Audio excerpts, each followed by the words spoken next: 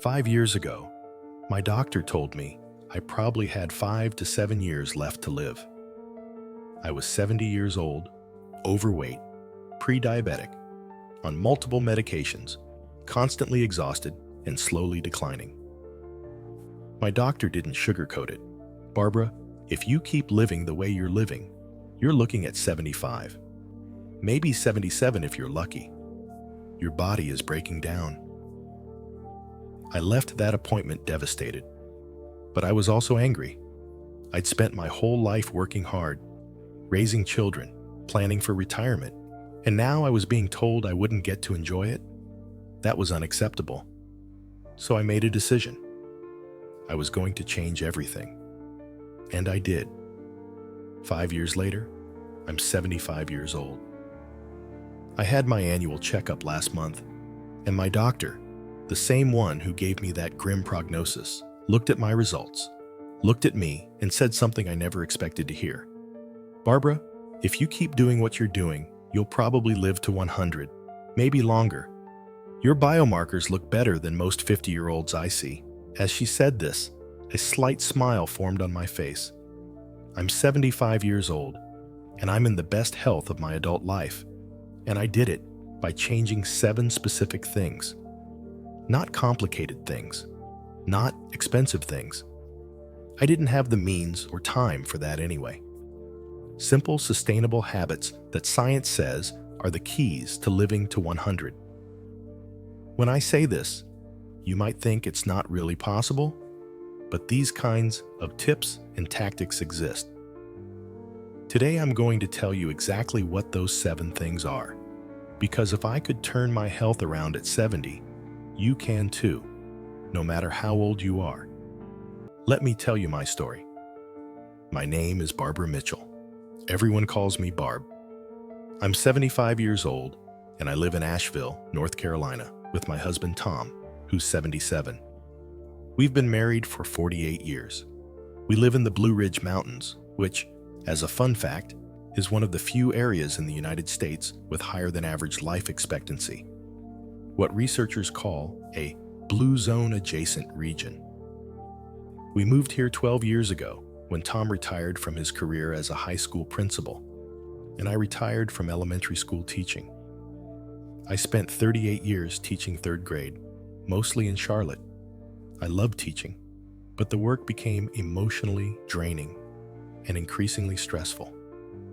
Long hours, too much sitting while grading papers, eating lunch at my desk. I barely exercised. I was too exhausted after work. When I retired at 63, I was 45 pounds overweight. My blood pressure was high. My cholesterol was high. My blood sugar was climbing, and I was on 5 different medications. But I thought this was normal for a woman my age. Everyone I knew was in similar shape. We all joked about it. Getting old is no fun, we'd say and laugh. For the first 7 years of retirement, I did what many retirees do, not much. Tom and I traveled some. We visited our kids, our daughter Jennifer in Denver, and our son Matthew in Charleston. We saw the grandkids, but mostly I sat around. I watched a lot of TV. I did crafts. I gained more weight. By the time I turned 70, I weighed 215 pounds at 5 feet 6 inches.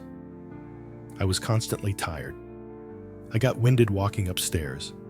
My joints ached. I felt old, and I accepted it. I'm 70, I'd tell Tom. This is just what being 70 feels like. Then I had my 70th birthday checkup. My doctor, Dr. Emily Chen, ran the usual tests: blood work, blood pressure, EKG, everything. When she came back into the exam room with my results, her face was serious. Barbara, we need to talk. Your numbers aren't good. Your A1C is 6.3. You're pre-diabetic. Your LDL cholesterol is 192. Your blood pressure is 152 over 98 despite medication. Your BMI puts you in the obese category. Your inflammatory markers are elevated. Your resting heart rate is 88. Frankly, Barbara, Your body is breaking down, and if we don't make significant changes, you're facing a heart attack, stroke, or diabetes in the next few years. Best case scenario, if you keep living exactly as you are now, I'd say you have 5 to 7 years. Maybe you'll make it to 75, 77, but your quality of life will be poor. I sat there stunned. 5 to 7 years? I was only 70. My mother lived to 84. My grandmother made it to 89. I thought I had at least 15 more years, maybe 20. But Dr. Chen was clear. Genetics only account for about 20 to 30% of longevity. The other 70 to 80% is lifestyle, and my lifestyle was killing me.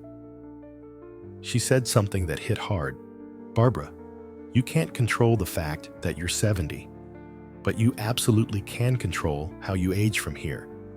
You can decline rapidly and be dead or severely disabled by 77. Or you can make changes now and potentially live another 25, 30 years with good quality of life. The choice is yours. That appointment devastated. I sat in my car in the parking lot and called Tom. I told him what Dr. Chen said, and I said, I'm not ready to die. I'm not ready to give up. I want to see the grandkids grow up.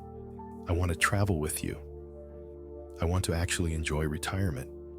I'm going to figure this out, and I did. Over the next 5 years, I transformed my life. I studied longevity research. I read books about blue zones, regions of the world where people regularly live to 100.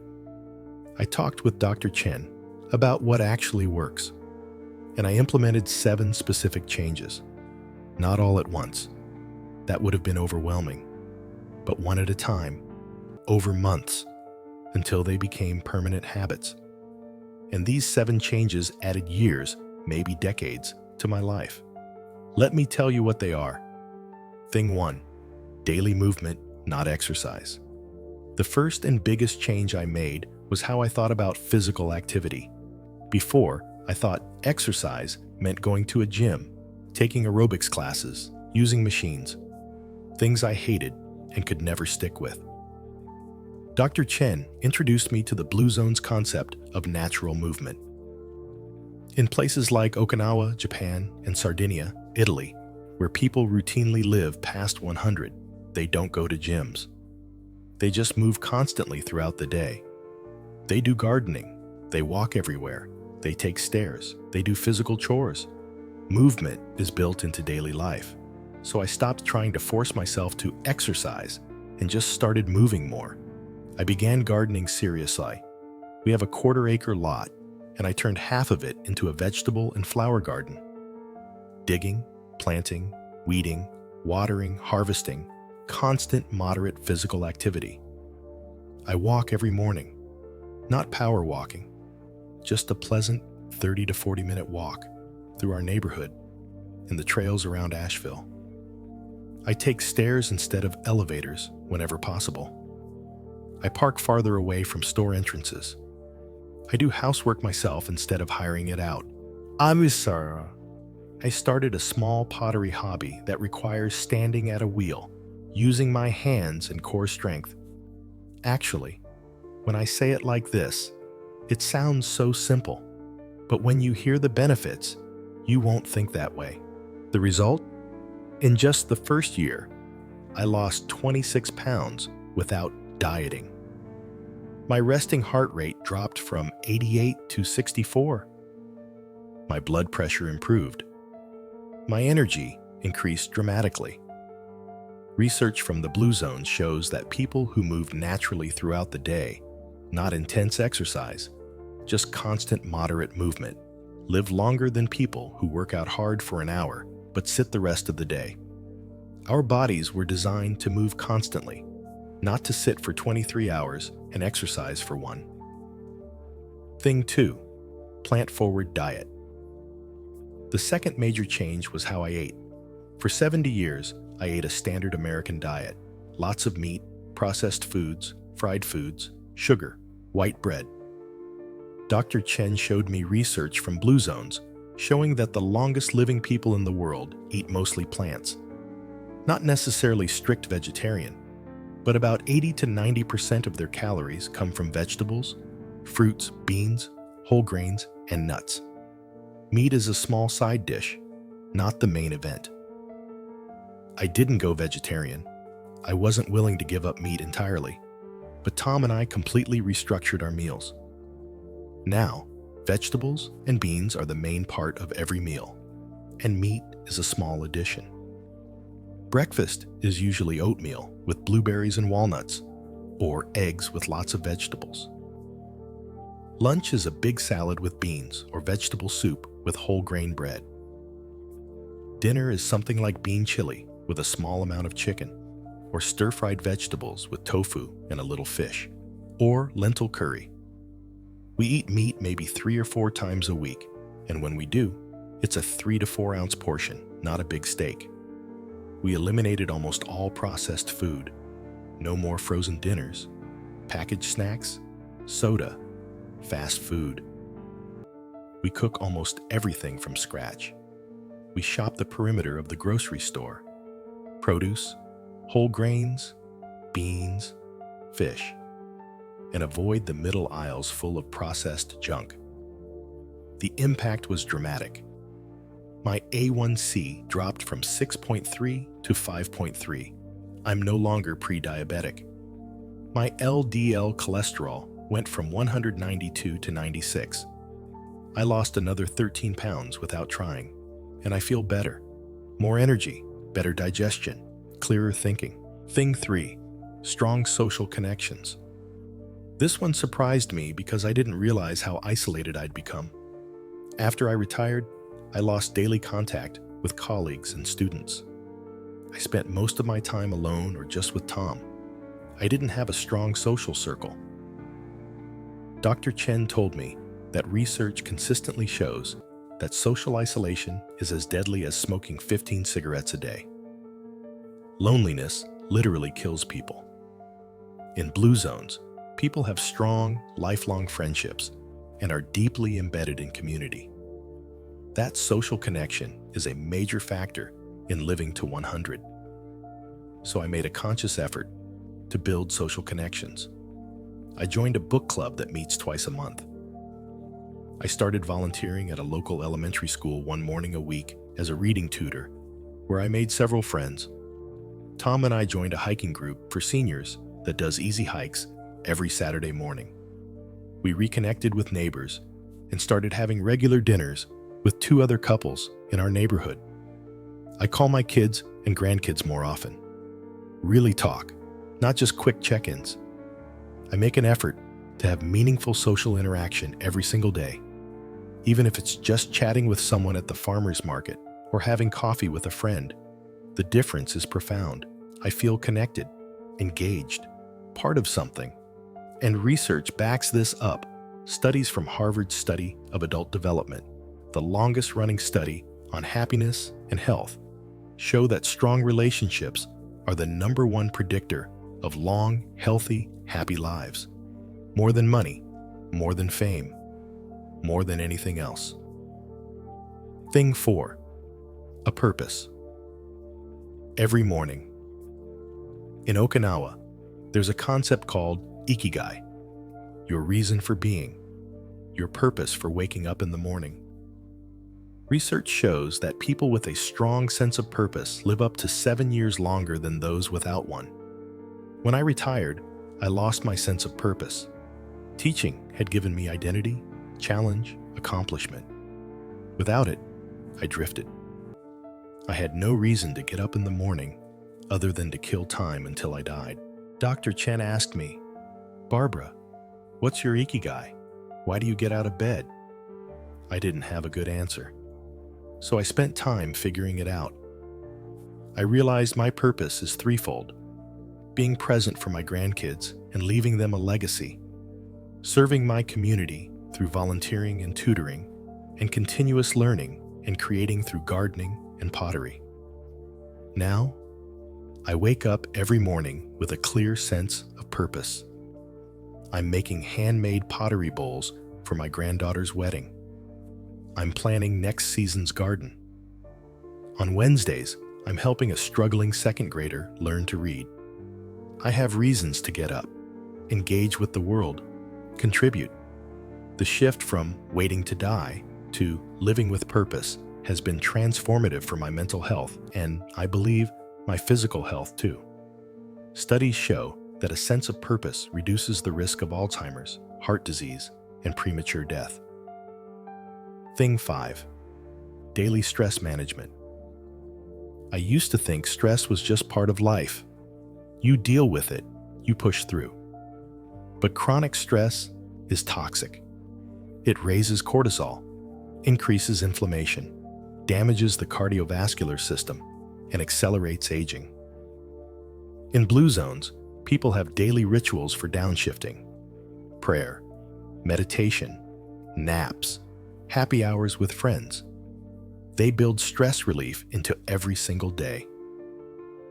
As I did these things, I noticed how effective they were and wanted to do them more. I adopted several stress management practices. Every morning, I meditate for 10 minutes. Nothing fancy, just sitting quietly, focusing on my breathing. Every afternoon, Tom and I sit on the porch with tea and either talk or sit in silence watching the mountains. No phones, no TV, just being present. I stopped watching the news constantly. It was making me anxious and angry. I check the news once a day, briefly, and that's it. I practice gratitude. Before bed, I think of 3 things I'm grateful for that day. These small daily practices have dramatically reduced my baseline stress level. I'm calmer, happier, I sleep better. My blood pressure has dropped partly because I'm no longer chronically stressed. Stress management isn't optional for longevity, it's essential. Thing 6. Moderate alcohol, zero smoking. I never smoked, thank God. But I used to drink more than I should. 2 or 3 glasses of wine most evenings, more on weekends. Dr. Chen told me that while moderate alcohol consumption, 1 drink a day, is actually associated with longevity in blue zones. Think wine with dinner in Sardinia. Heavy drinking is terrible for health. I cut back dramatically. Now, I have 1 glass of red wine with dinner maybe 4 nights a week. That's it. No more finishing a bottle. No more drinking out of boredom or stress. The impact was noticeable. I lost weight, slept better, had more energy. And research shows that people who drink moderately in social contexts, wine with friends over dinner, live longer than both heavy drinkers and total abstainers. The key is moderation and social context.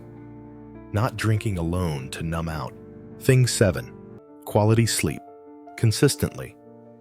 The last piece was sleep.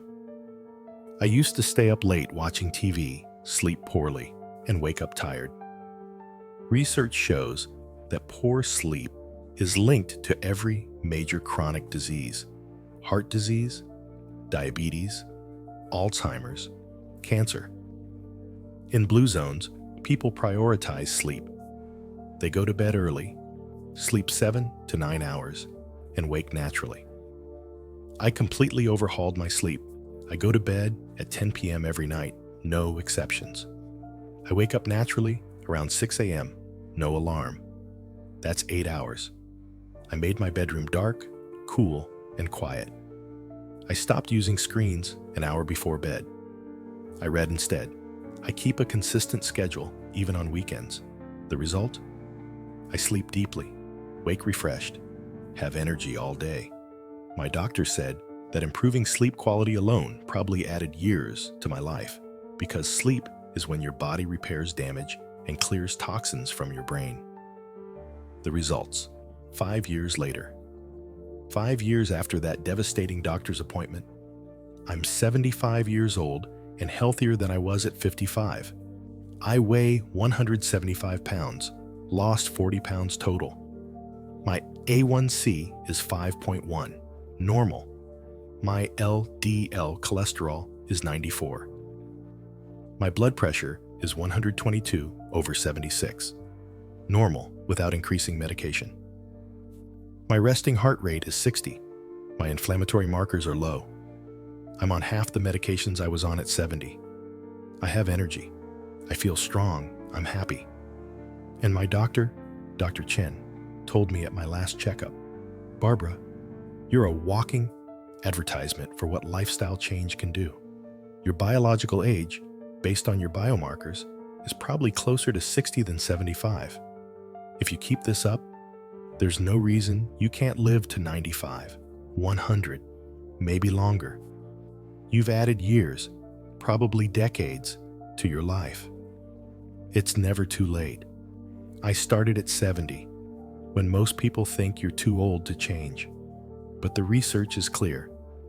Making these changes at any age extends lifespan, and more importantly, health span, years of healthy, vibrant life. You might not make it to 100. Genetics and luck play a role.